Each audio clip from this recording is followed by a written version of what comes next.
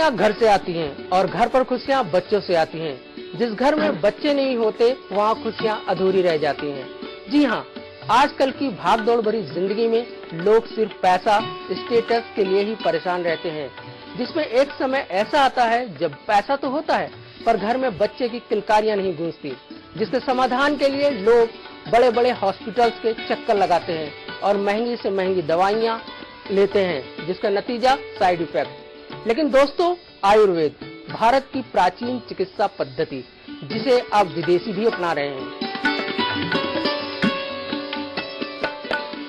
मैं आपका परिचय करवाता हूं एक ऐसी शख्सियत से जिन्होंने आयुर्वेद के नित नए अनुसंधान कर हजारों माओं की सुनी गोद को भरा है, जिस वजह से आज हजारों माता पिता डॉक्टर साहब के शुक्रगुजार हैं। जी हाँ, वो नाम है डॉक्टर आनंद झा साहब, जिन्हें इंदिरा गांधी अवार्ड, भारत गौरव अवार्ड, मैथिली सम्मान, हिंदुस्तान उद्यमिता सम्मान, आईनिस्ट अचीवर जैसे कई अवार्डों से सम्मानित किया जा चुका है। अपने खास कार्यक्रम इनफर्टिलिटी टिप्स में बाय आनंद झा साहब में आपका स्वागत करता हूं।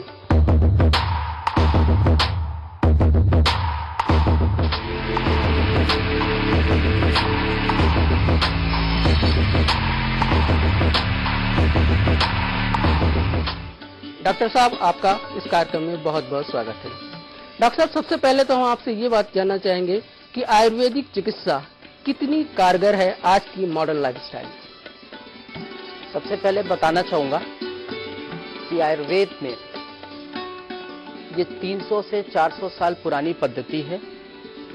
ये बीमारी को जड़ से खत्म करती है। एलोपैथिक और होम्योपैथिक या यूनानी पद्धति जैसी भी हो, वो टाइम बीइंग के लिए तो इलाज को सबसाइड कर देती है, लेकिन उसका प्रॉपर क्योर नहीं है। आयुर्वेद में डिजीज को डायग्नोज के हिसाब से, मर्ज पकड़ने के हिसाब से इलाज किया जाता है और कोशिश की जाती है कि मर्ज जड़ से खत्म हो।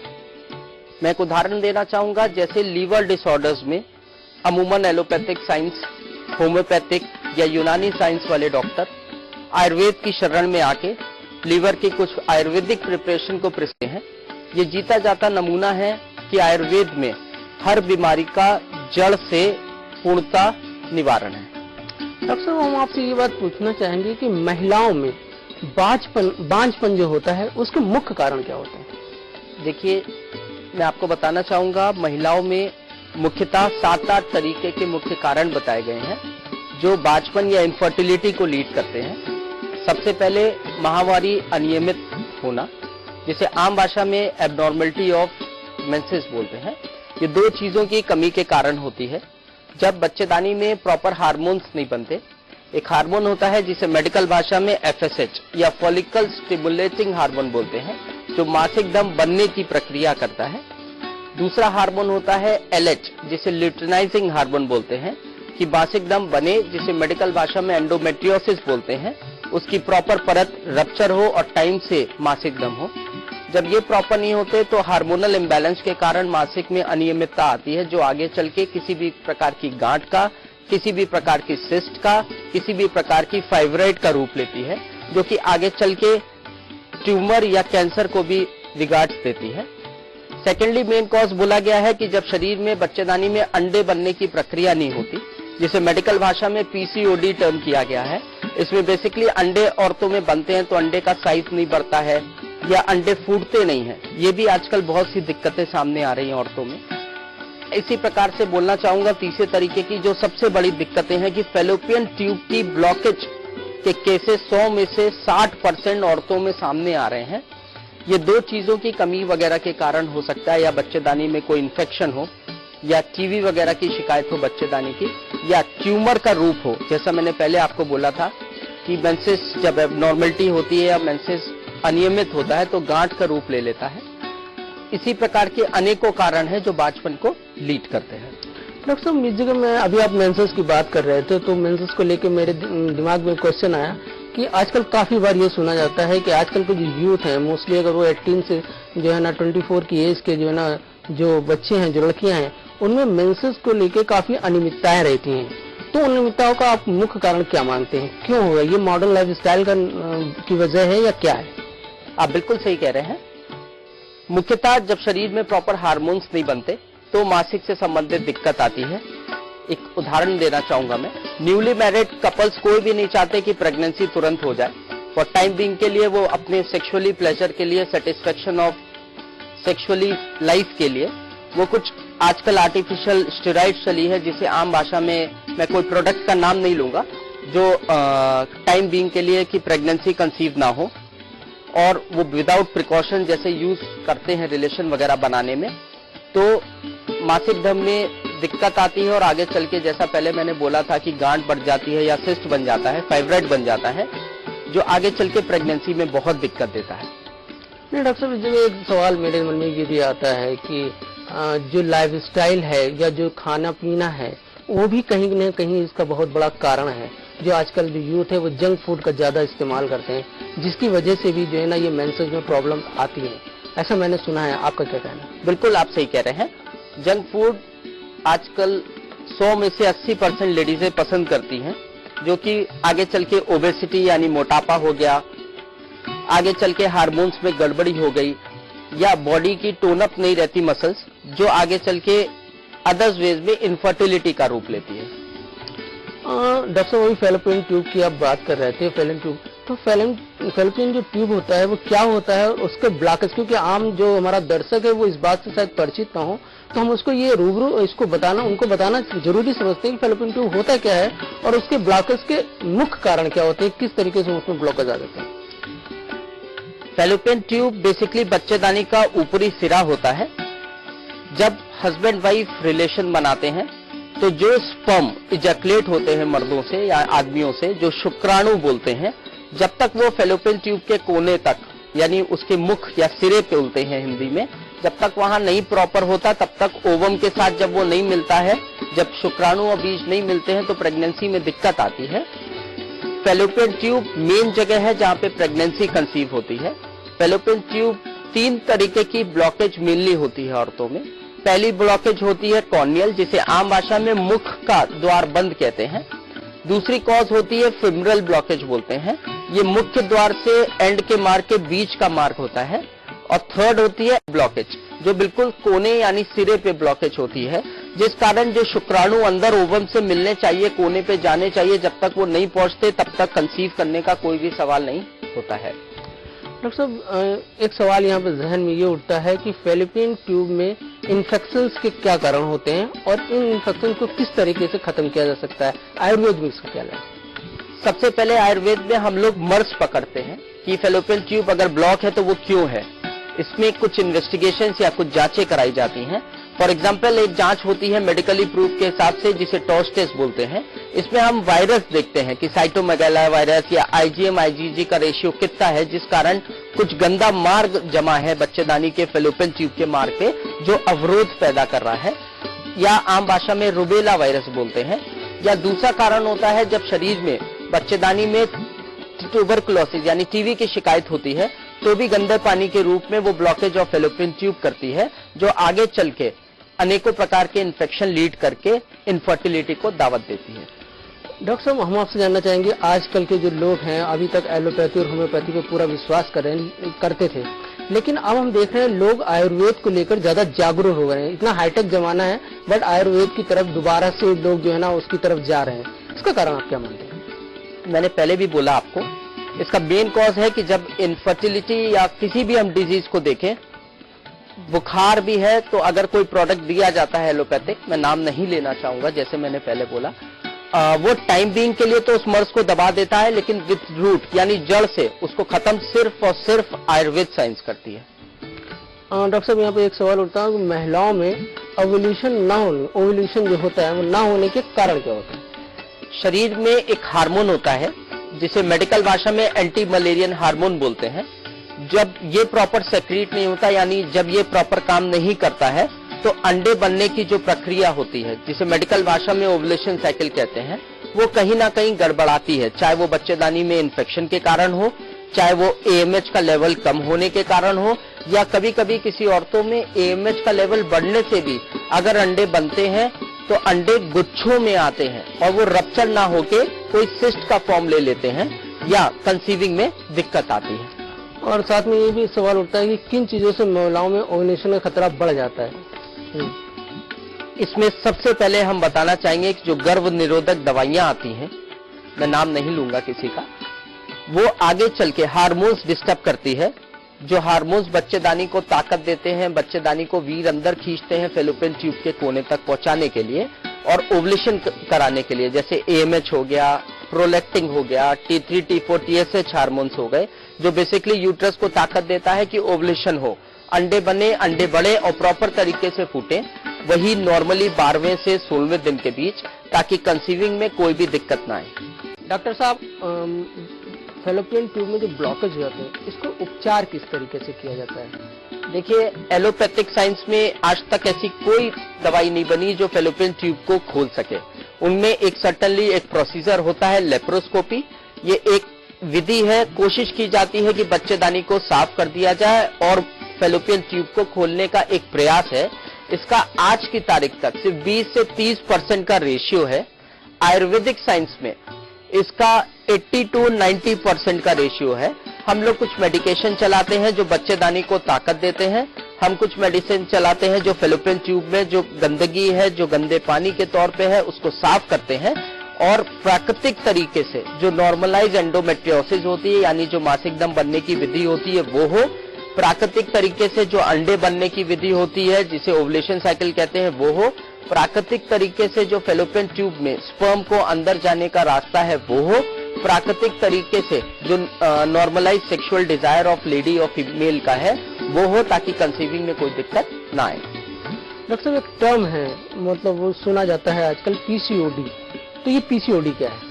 PCOD बेसिकली एलोपैथिक साइंस या मेडिकल वर्ड में पेल्विक सिस्टिक ओवरियन डिजीज बोलते हैं।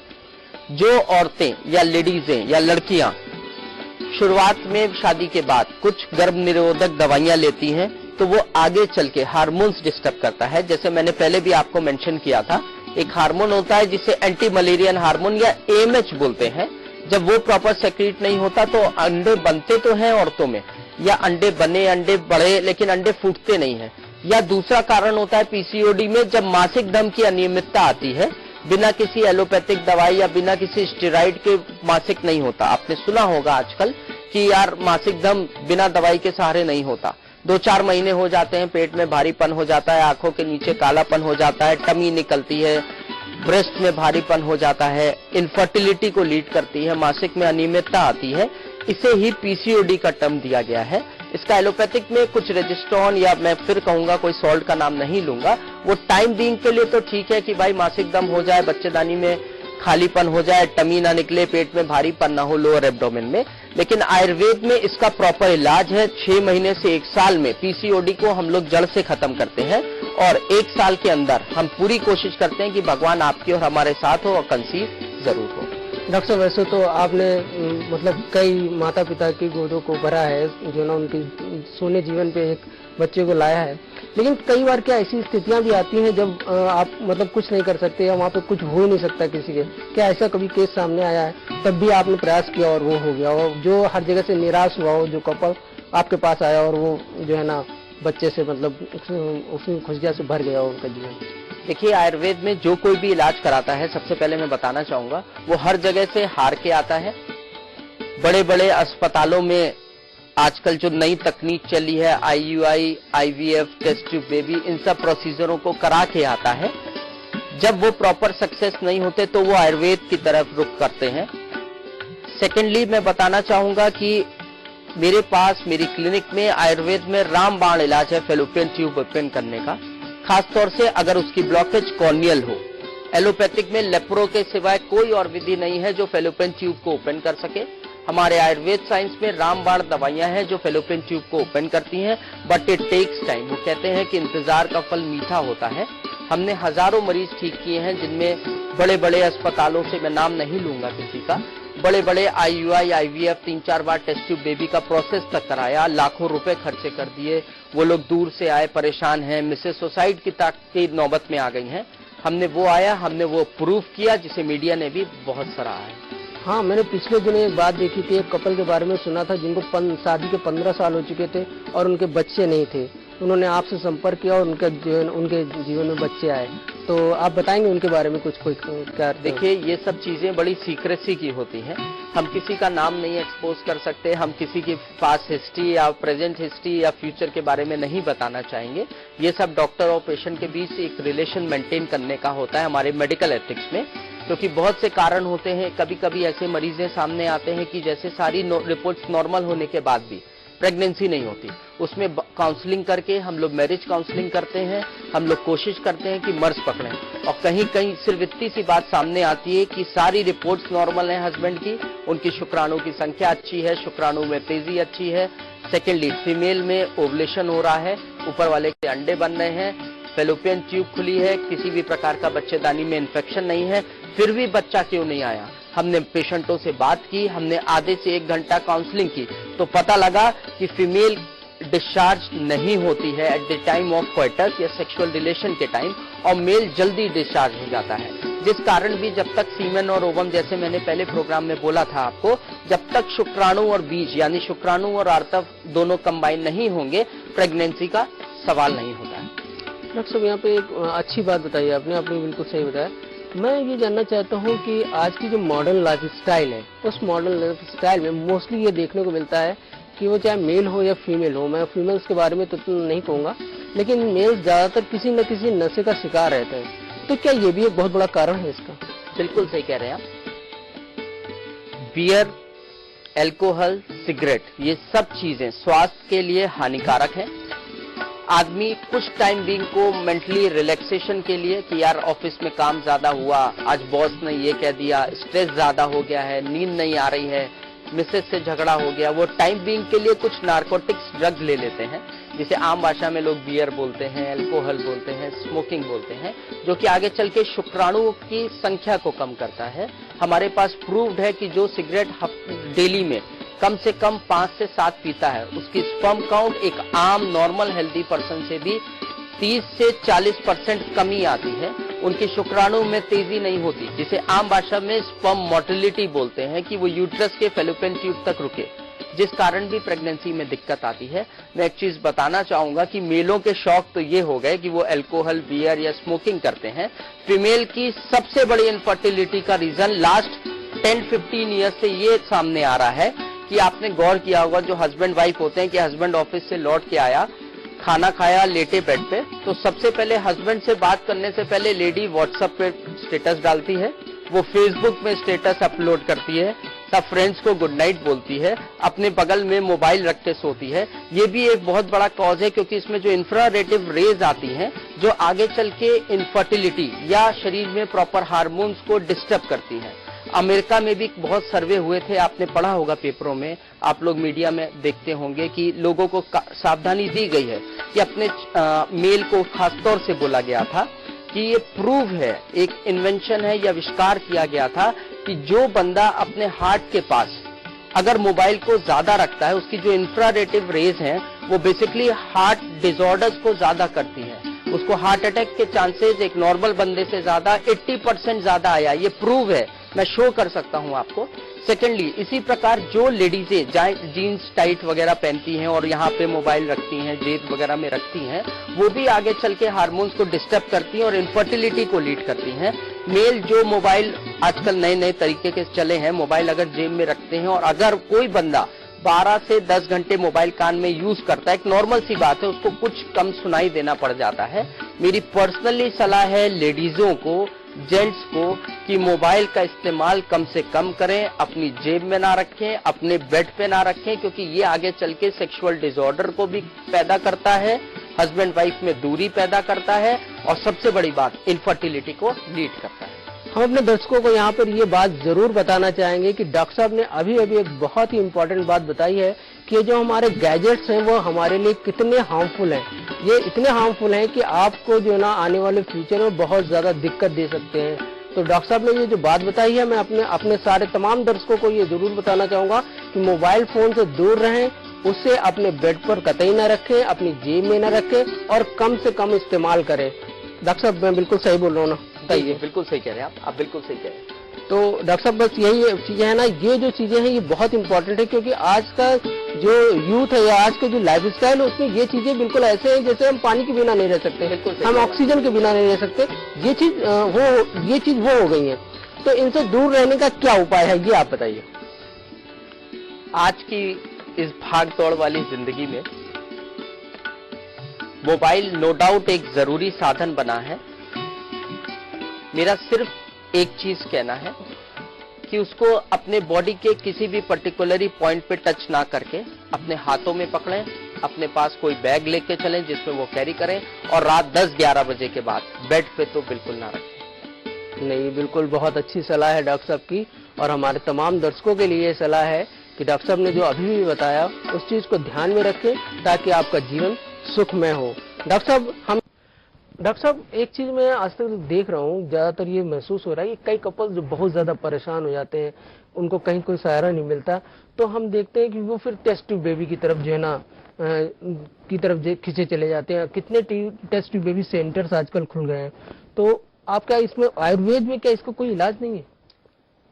सबसे पहले मैं बताना चाहूंगा दर्शकों को, टेस्ट ट्यूब बेबी सेंटर एक अप्राकृतिक चिकित्सा विधि है, आर्टिफिशियल प्रोसीजर है, जिसमें कोशिश की जाती है कि जो हस्बैंड का स्पर्म है, जो मिसेस का यानी वाइफ का जो ओवम है, उसे फेलोपियन ट्यूब के कॉर्नर पे जहां पे कंसीविंग के लिए होता है उस पे कोशिश की जाती है कि उसे सर्टेन टेम्परेचर करके मेंटेन किया जाए, जिसका सिर्फ और सिर्फ, मैं फिर बोलूंगा, सिर्फ और सिर्फ 20 से 30% रेशियो आया है। सेकेंडली, ये जो टेस्ट ट्यूब सेंटर्स हैं ये मुश्किल से 5-10 साल से आपने देखा होगा पूरे इंडिया में तेजी से बढ़ रहे हैं। कोई भी एलोपैथिक डॉक्टर, गायनेकोलॉजिस्ट आज की तारीख में पेन नहीं लेना चाहती। वो कुछ सर्टन दवाइयां चलाती हैं लेडीज के, जैसे न्यूली मैरिड की शादी हुई, उसके 2-4 महीने 1-2 साल जहां हुए कुछ दवाइयां चलाने के बाद वो मेन मर्ज नहीं पकड़ती। एक साधारण विधि है, एक अच्छी विधि है डॉक्टर के लिए कि वो ज्यादा पेन ना लेके बच्चा करा दे, वो पेन ना लेके एक अच्छा पैसा अर्न कर ले, जिस कारण गायनेकोलॉजिस्ट और आजकल के 100 में से 80% एलोपैथिक गायनेकोलॉजिस्ट या लेडी डॉक्टर्स टेस्ट ट्यूब या आईयूआई या आईवीएफ सेंटर्स को सजेस्ट करती हैं। क्या मैं एक चीज पूछना चाहूंगा दर्शक को, क्या 10 साल पहले लोगों के बच्चे नहीं होते थे? क्या 20 साल पहले लोगों के बच्चे नहीं होते थे? क्या लोगों को पहले फेलोपियन ट्यूब ब्लॉक नहीं हुआ करती थी? क्या पहले ओवुलेशन प्रॉपर नहीं होता था? या किसी को बच्चेदानी में ट्यूबर नहीं होता था? सब होता था, बशर्ते अब लेडी डॉक्टर उतना पेन नहीं लेती कि वो डिजीज को प्रॉपर तरीके से डायग्नोज करें।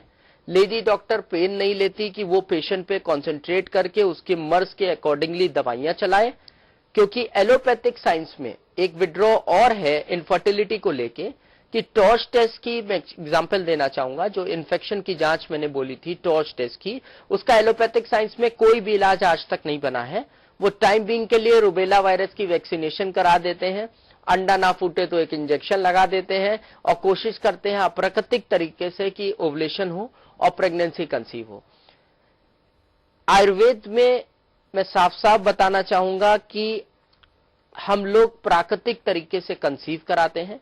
हम पहले मर्स को पकड़ते हैं, मर्स की गहराई में जाते हैं, उसका प्रॉपर डायग्नोज करते हैं। हम 1-1 घंटे मरीज को देते हैं उसकी पास हिस्ट्री लेने के लिए, उनकी सारी जांचें देखते हैं और जांचों को देखने के बाद जो प्रॉपर डिजीज पकड़ में आती है जिसे डायग्नोज बोलते हैं, उसके हिसाब से ट्रीटमेंट करते हैं और 70 से 80% हम मेहनत करते हैं कि प्रेगनेंसी प्राकृतिक तरीके से कंसीव हो।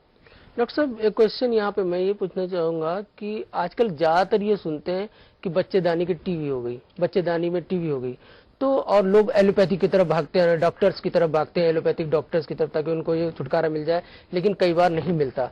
तो क्या बच्चेदानी की टीवी का इलाज आयुर्वेद में संभव है और वो कितना कारगर है? बिल्कुल संभव है। किसी भी मर्ज के हिसाब से ही टीवी का भी हम लोग प्रॉपर तरीके से इलाज करते हैं। टीवी में किस प्रकार के वायरस हैं, कितने बैक्टीरियाज हैं जो यूट्रस को कमजोर बना रहे हैं, क्योंकि अगर किसी बच्चेदानी में टीवी होती है तो वो सारा हार्मोन्स डिस्टर्ब करता है, अंडे बनने की शिकायतें आती हैं, अंडे नहीं प्रॉपर बनते या अंडा रप्चर नहीं होता या फेलोपियन ट्यूब की ब्लॉकेज तक केसेस सामने आते हैं। आयुर्वेद में इसका रामबाण इलाज है, इट टेक्स टाइम, मतलब it will be cure from root, वो जड़ से खत्म होता है। एलोपैथिक साइंस में कुछ 6 महीने 9 महीने का लमसम कोई कोर्स होता है। हम लोग एक ट्यूबरकुलोसिस की जांच ट्रीटमेंट से पहले कराते हैं। फॉर एग्जाम्पल, हमने 6 महीने से 1 साल का टाइम मांगा कि हम बच्चेदानी की ट्यूबरकुलोसिस या बच्चेदानी के इन्फेक्शन का ट्रीटमेंट करेंगे। हम एक जांच 6 महीने बाद कराते हैं देखने के लिए कि जो दवाइयां हम लोग चला रहे हैं वो कितनी प्रोग्रेसिवली अच्छी तरफ जा रही है, हम सक्सेसफुली ट्रीटमेंट कर रहे हैं। जरूरत पड़ती है तो हम 3 महीने बाद एक रिपीट जांच कराते हैं कि जो 6 महीने बाद स्थिति थी रिपोर्ट्स की, 3 महीने और चलाने के बाद क्या हुई।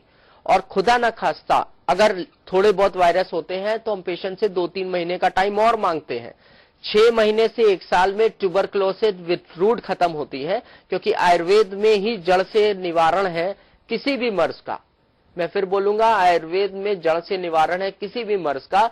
एलोपैथिक साइंस में नहीं कि टाइम बीइंग के लिए खाया साहब, ट्यूबरकुलोसिस की कुछ दवाइयां चला दी गई, वो सबसाइड हो गई, लेकिन पता लगा कि 2 महीने 2 साल बाद फिर वो रिगेन कर गई है। नहीं, डॉक्टर साहब ने जो बात बताई है इस समय वो दर्शकों को बहुत महत्वपूर्ण है कि ये जो बीमारियां हैं, जो बच्चेदानी ट्यूबरकुलोसिस का बच्चेदानी है, उसका इलाज आयुर्वेद में ही सबसे ज्यादा संभव है। हमारी इस खास पेशकश में फिलहाल बस इतना ही।